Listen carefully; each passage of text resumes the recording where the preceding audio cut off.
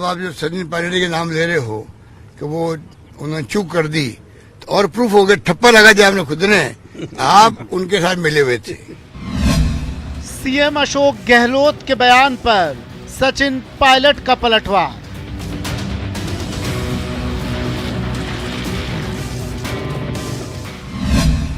Pilot ने कहा, मेरे धैर्य की तारीफ राहुल गांधी खुद कर चुके हैं।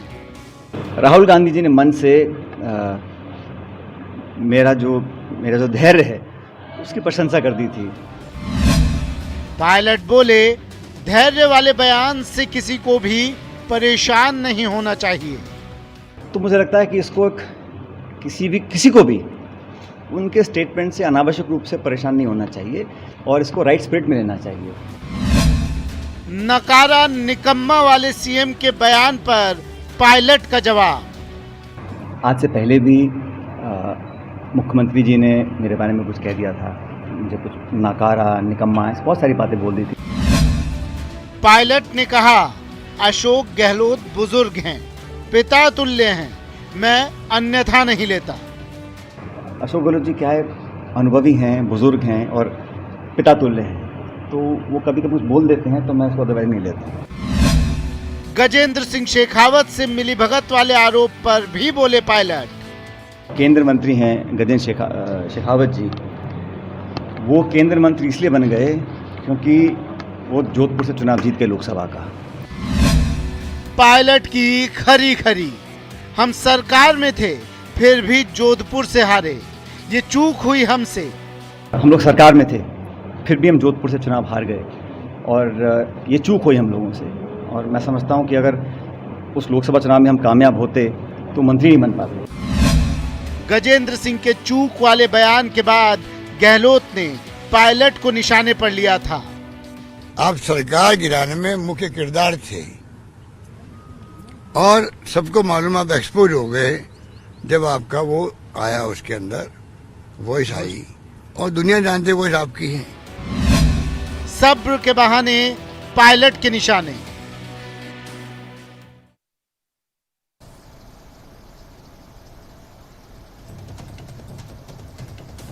नमस्कार, बहुत स्वागत है आपका। प्राइम डिबेट देख रहे हैं आप, आपके साथ में जेपी शर्मा। सियासत का ऑल इज वेल, आम आदमी की ज़िंदगी के ऑल इज वेल से हमेशा से अलग रहता आया है।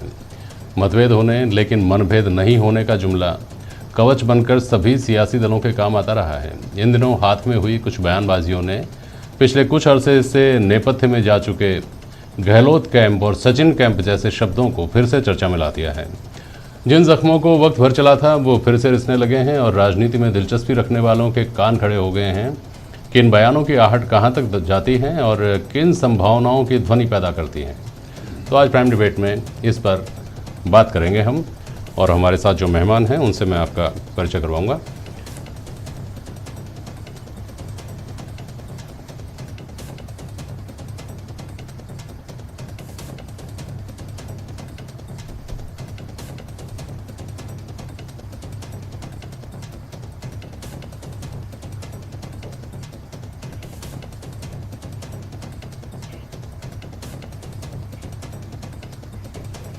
स्वर्णिम चतुर्वेदी जी हैं, कांग्रेस प्रवक्ता हमारे साथ। भाजपा से प्रवक्ता हमारे साथ जुड़ेंगे वरिष्ठ पत्रकार महेश शर्मा जी हैं, और वरुण पुरोहित साहब हमारे साथ जुड़े हैं। बहुत स्वागत है आप सभी का।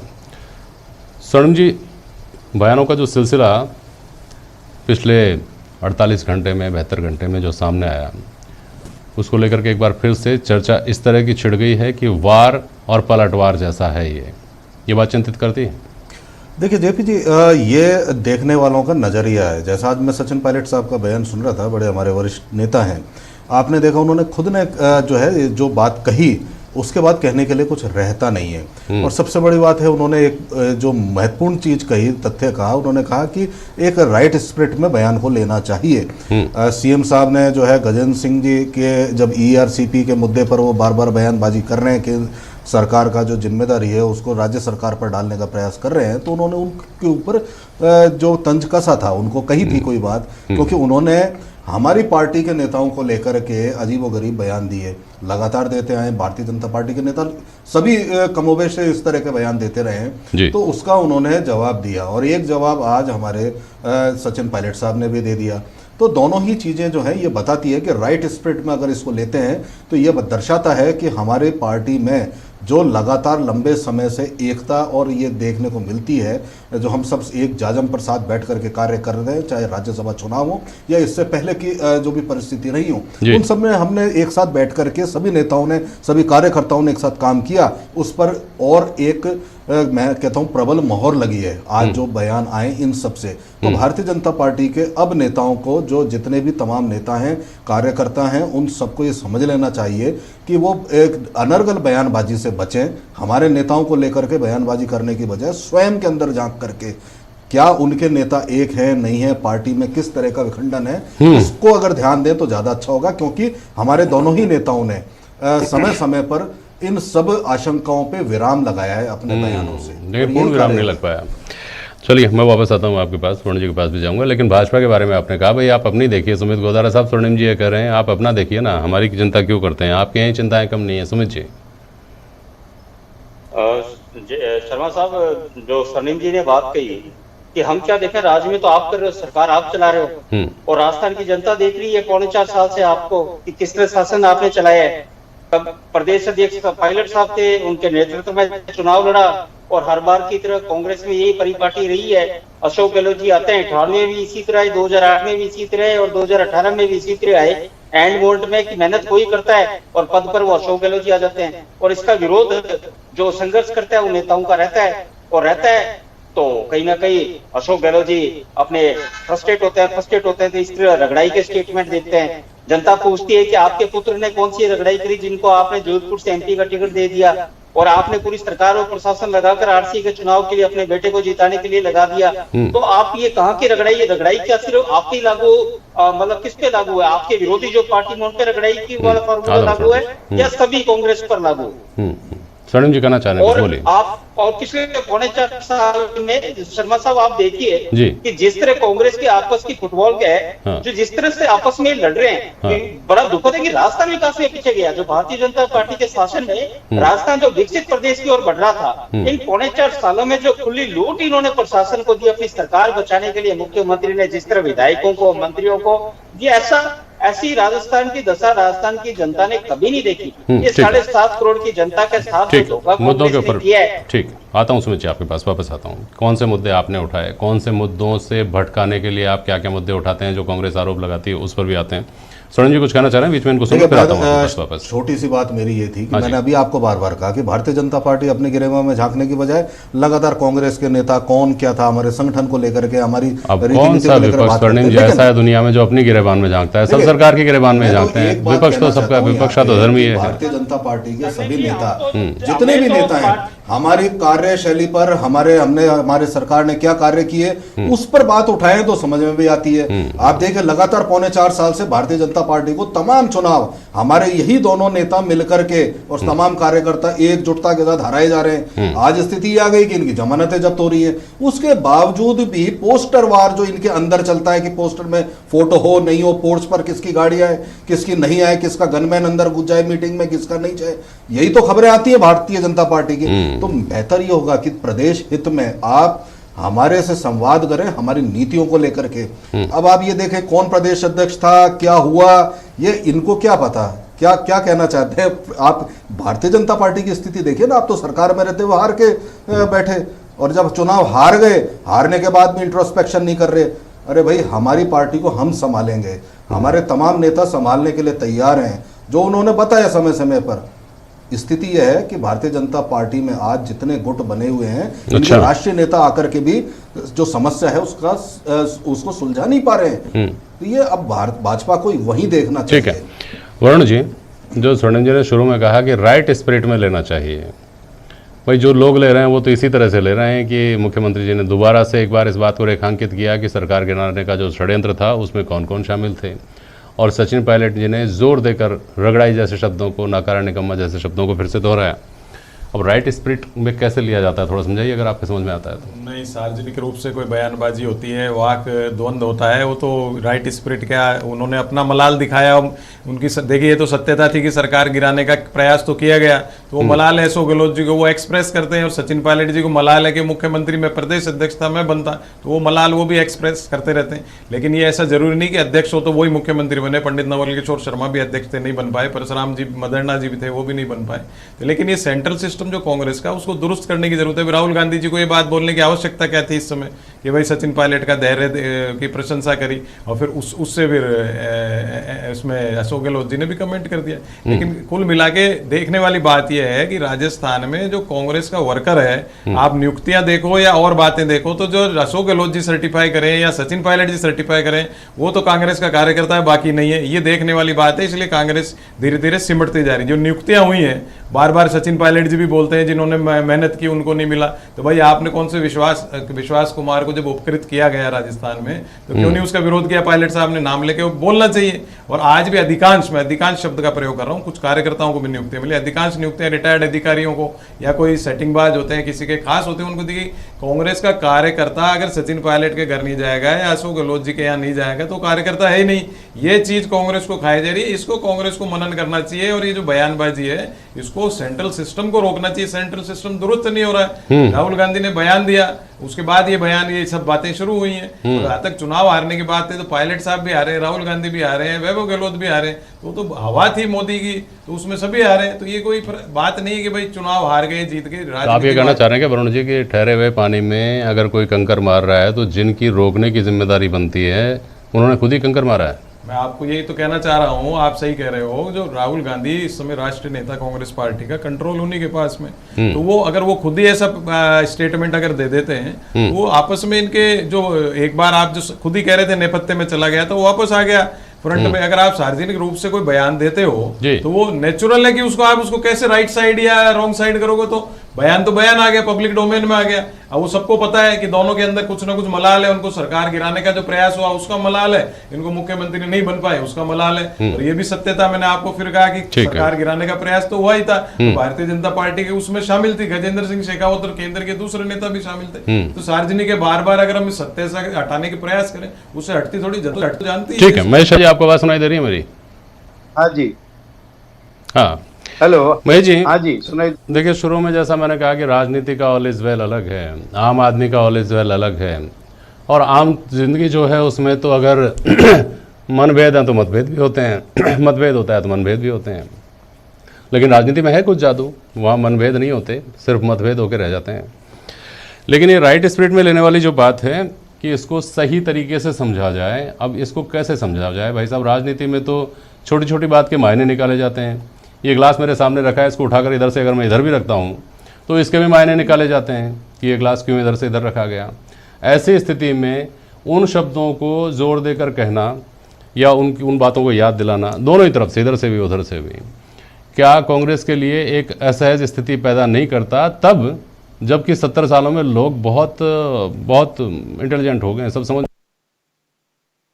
हेलो, सियासी मैसेज क्या? हेलो हेलो हेलो हेलो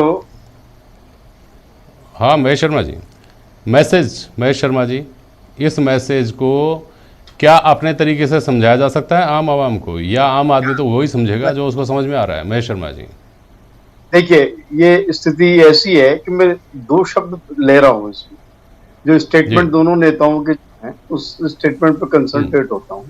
जो स्टेटमेंट जो दिया है वो एक तो धैर्य का जो दिया है, और चूक, दो शब्द ऐसे हैं जिनको लेकर के व्याख्या की जा सकती है कि धैर्य शब्द का जैसे राहुल गांधी का हवाला दे रहे हैं पायलट, तो वो ये बात मान के चल रही है कि धैर्य का, और जो जिस तरह से पायलट ने जो जवाब दिया है, जो आरोप लगा रहे हैं या किसी भी रूप में लपेट के उन्होंने गहलोत साहब ने जो बात कही है, तो वो पायलट जो है उस चीज को वापस से स्टेटमेंट इस तरह का दिया है कि वो धैर्य की, उनके जो धैर्य का जो उन्होंने समझा राहुल गांधी ने, उस धैर्य को पुख्ता कर रहे हैं कि नहीं, ऐसी स्थिति में भी जबकि अंदर बलाल वगैरह सब चीजें हैं, लेकिन मैं धैर्य बनाए हुए रखता हूं। तो ये उनकी कुश्ती को इशारा कर रहे हैं।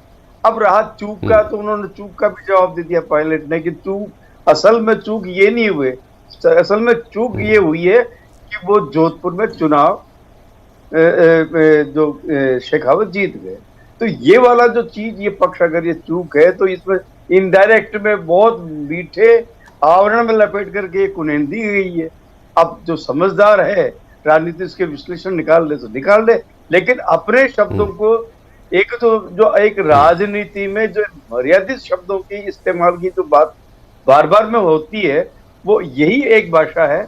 और दूसरा, कांग्रेस के लिए इस मौजूदा स्थिति में सभी गुटों को शांत होकर के, सभी नेताओं को शांत होकर के अपने संगठन पर ध्यान देने की आवश्यकता है, जो इन चीज का ये एक इशारा है। ठीक, वापस आऊंगा आपके पास। सुमित गोदारा जी, सुमित जी जुड़े ना हमारे। हाँ सुमित जी, जिन स्थितियों से 2023 में जहां आप खड़े हैं और कांग्रेस खड़ी है, 2022 में, 2017-18 में जहां आप हैं वहां ये थे, और जहां ये हैं वहां आप थे। स्थितियां बिल्कुल भी नहीं बदली। कांग्रेस ये कहती है कि आज साहब आप हमारे बीच में दरार देख करके उसमें सोचते हो कि यहाँ से हमारी जीत का बीज पनप जाएगा। तो भाई आपकी स्थितियां भी ऐसी थी उस वक्त, और फिर भी आपने ये दावा किया था कि आप जीत जाएंगे। आज फिर आप ये उम्मीद कर रहे हैं कि इनकी दरार की वजह से, इनके बीच में अगर किसी तरह की कोई दरार है, जिसको सार्वजनिक रूप से तो स्वीकार नहीं करती खैर कांग्रेस, तो उस अगर आप अपनी जीत की संभावनाएं देख रहे हैं, तो ये संभावनाएं तो आपकी इसलिए फलवती नहीं होंगी क्योंकि आपके यहाँ तो दरारों का और भी लंबा चौड़ा दायरा है। सुमित जी।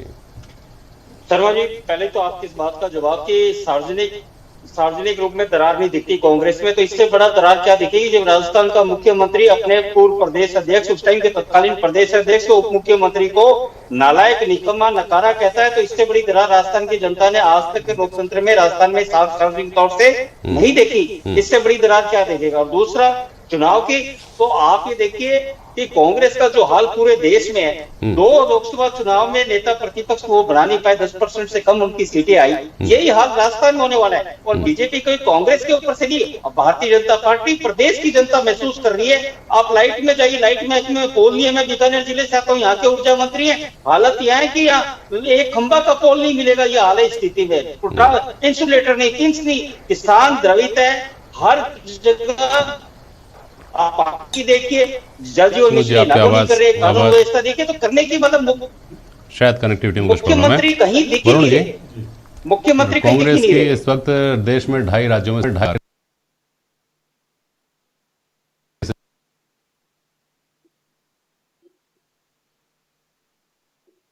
इस लिहाज से कि यहाँ अशोक गहलोत जैसा नेता जो बीजेपी की टॉप लीडरशिप की काट हो सकता है, ये कहा जाता है जिनके बारे में, और सचिन पायलट जैसा नेता जिनको ये कहा जाता है कि वो यूथ में आज भी उनका देशव्यापी क्रेज है। दोनों इसी राजस्थान में सक्रिय हैं, दोनों के पीछे लोग खड़े हैं।